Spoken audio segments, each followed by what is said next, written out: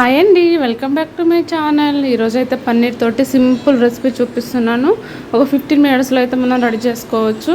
ఎవరైనా మన ఛానల్ని ఫస్ట్ టైం చూస్తున్నట్లయితే కనుక లైక్, షేర్, సబ్స్క్రైబ్ చేసుకోండి. ఖచ్చితంగా సపోర్ట్ చేయండి. ఇప్పుడు ఈ కర్రీ కోసం అయితే ముందుగా నేను అల్లం వెల్లుల్లి ముక్కలు, ఇంకా పచ్చిమిర్చి ముక్కలు, టమాటా, ఆనియన్స్ అన్నీ ఒకేసారి పేస్ట్ చేసుకోవచ్చు. ఇదే అంటే సింపుల్ వేలో ఫ్రై చేసి చేయడం వల్ల చాలా టైం పడుతుంది. ఎవరైనా తొందరలో ఉన్నప్పుడు త్వరగా అయిపోవాలంటే ఇలా ట్రై చేయండి.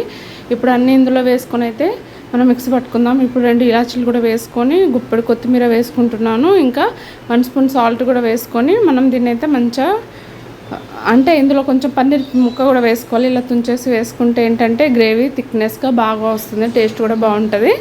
ఇంకా దీన్ని అయితే మిక్సీ పట్టుకున్నాను. వాటర్ పోయొద్దండి, అలాగే మిక్సీ పట్టుకోవాలి. ఒకవేళ మిక్స్ అవ్వట్లేదంటే కొంచెం వాటర్ పోసుకోవాలి. ఇప్పుడు పన్నీర్ని అయితే పీసులాగా కట్ చేసుకున్నా కదా, దీన్ని ఆయిల్లో ఫ్రై చేసుకోవాలి. కొంచెం బ్రౌన్ కలర్లోకి వచ్చిన తర్వాత అయితే మనం ఫ్రై చేసుకొని తీసేయాలి. ఇప్పుడు ఇదే ఆయిల్లో అయితే జీలకర్ర అది కొంచెం ఫ్రై అయిన తర్వాత అయితే మనం పేస్ట్ చేసుకున్న పేస్ట్ ఉంది కదా, అది మొత్తం ఇందులో వేసేసి బాగా కలిపేసుకోవాలి. ఈ కర్రీ అయితే మంచిగా కొత్తిమీర ఫ్లేవర్ తోటి చాలా బాగుంటుంది. మనం కాజు పన్నీర్ కర్రీ కావచ్చు, ఇంకా రకరకాలు తినుంటాం, కానీ ఇదైతే ఒక డిఫరెంట్ టేస్ట్ వచ్చింది. నాకైతే చాలా బాగా నచ్చింది. ఇప్పుడు ఇందులో అయితే సాల్ట్ వేసుకుంటున్నాను. దీన్ని బాగా మగ్గించుకోవాలి.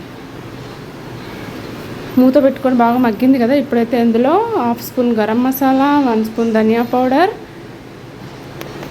ఇంకా కొంచెం పన్నీర్ మసాలా కూడా వేస్తాను. ఇంకా 1 స్పూన్ కారం వేసాను. ఇదే పన్నీర్ మసాలా వేస్తున్నాను. ఆ తర్వాత 1/2 స్పూన్ అయితే పసుపు వేసుకొని మంచిగా కలిపేసుకోవాలి.